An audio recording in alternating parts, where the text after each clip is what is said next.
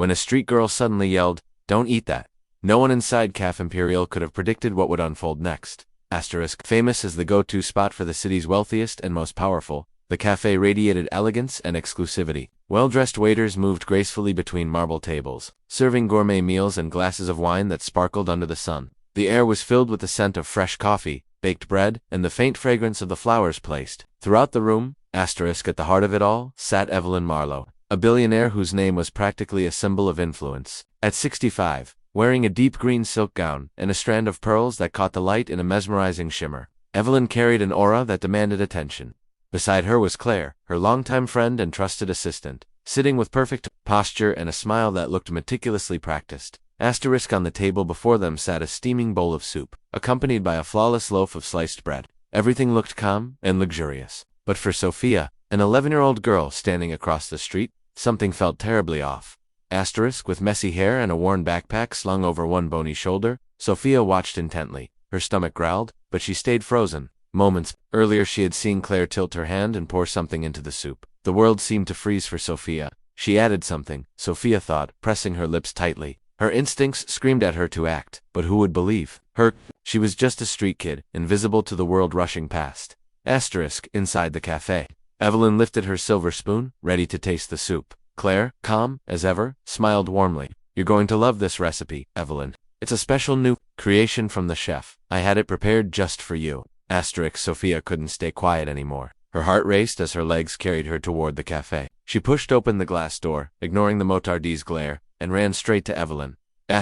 "Don't eat that," shouted Sophia, her voice slicing through the chatter. The room fell silent. Silverware froze midair. All eyes turned toward the thin girl beside Evelyn's table. Evelyn halted, her spoon inches from her mouth, staring at the girl in confusion. Claire's smile vanished, replaced by a cold, calculating glare. "Who let this child in?" Claire snapped, her tone sharp and annoyed. Sophia pointed straight at her, her hand trembling, but her voice firm. "I saw you. You put something in her soup. Please, don't eat it." The atmosphere thickened. Evelyn raised an eyebrow, glancing from the girl to her assistant. "That's a serious accusation, young lady," Evelyn said, her voice calm, but firm. Claire let out a laugh, but it sounded hollow. "That's nonsense, Evelyn. She's clearly lying. Just trying to get attention, or food." She shot a scornful look at Sophia. "Get out before I call security." Tears welled in Sophia's eyes, but she held her ground. "I'm not lying. She poured something in your soup while you weren't looking. I know no one will believe me, but it's the truth." Her words gave Evelyn pause. There was something honest and unshakable in the girl's voice. Evelyn set the spoon back down and leaned slightly away from the table.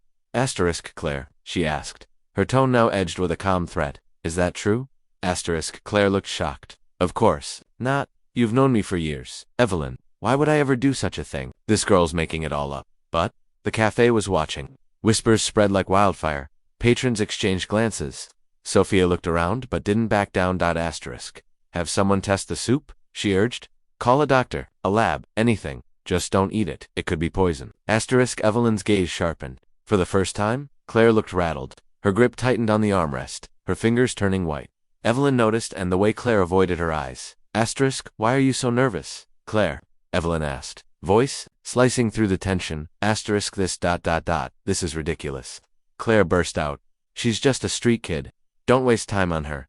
Sophia stepped closer, pointing directly at the bowl. "If I'm wrong, then eat it yourself." The challenge hit Claire hard. She froze, her eyes flicked to the soup, then to Evelyn before she collapsed back into her seat. I don't need to prove anything," she said, her voice shaky. The motardi, who had been watching from a distance, approached the table. "Madame Marlowe, shall I contact the authorities?" he asked formally. Evelyn gave a firm nod. "Yes, and take my phone. Have the soup tested immediately." Claire turned pale. She tried to rise, but Evelyn raised a hand, signaling her to remain seated. Silence returned. The cafe held its breath. Sophia felt a flicker of relief. Evelyn believed her, but she knew this wasn't over. Pieces were falling into place, but the full picture was still hidden. A police siren echoed in the distance, and the murmurs around the room grew louder. Evelyn stayed still, eyes locked on Claire. The air was charged with suspense. Claire attempted to keep her cool, but beads of sweat betrayed her panic. Sophia stood nearby, every gaze on her, but she kept her eyes on Evelyn. She couldn't walk away now. 2 officers entered, Scanning the scene with practiced eyes, one tall, broad, and serious approached Evelyn. Asterisk Ms. Marlowe, he said. We received a report of a possible incident. What happened here? Asterisk Evelyn gestured toward the untouched soup. This young girl claims my assistant tampered with my food. I want it investigated. Asterisk the officer turned to Sophia. Did you see anything?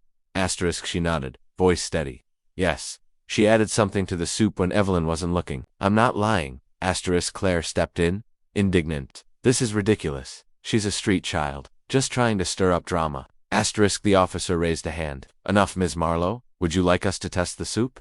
Asterisk yes. Evelyn replied, immediately. I need the truth. Asterisk Claire laughed nervously. This is absurd. Anyone could have touched the soup. How do you know it was me? Asterisk. The officer's eyes narrowed. Then we'll need to review the security footage. If you've done nothing wrong, you've got nothing to worry about. Asterisk, that hit hard. Claire froze for a second, then stammered, That's insane. I won't be part of this. It's not an accusation just yet, the officer said calmly, but with firmness. It's an ongoing investigation. Asterisk Evelyn crossed her arms, her face unreadable.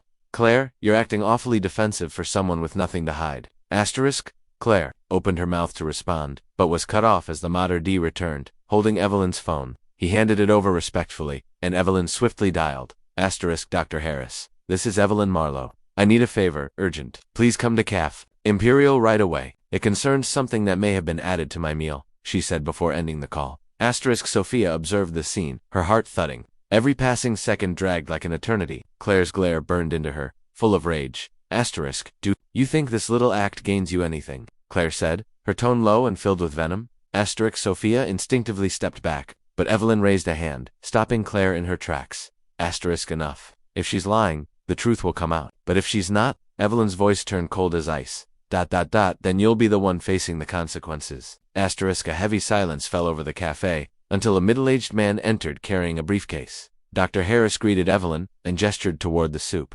Asterisk, I need you to analyze this immediately, she said. Asterisk, the doctor took a few samples and began his inspection while everyone watched with growing tension. Claire, now clearly cornered, made a final attempt.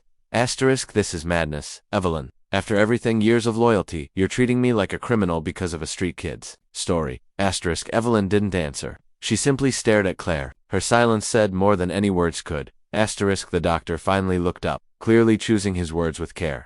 There's evidence of a substance in the soup.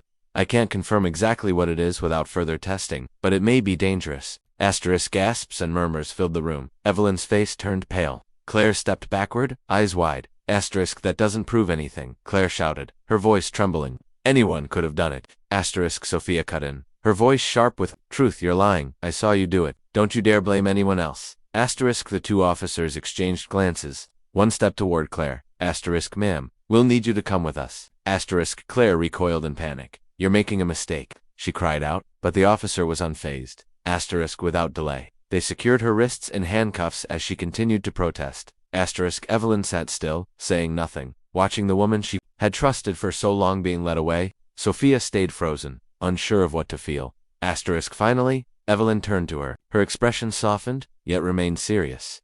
Asterisk, you saved my life, young lady, she said, her tone firm but sincere. Thank you. Asterisk Sophia took a deep breath, overwhelmed by emotion and relief.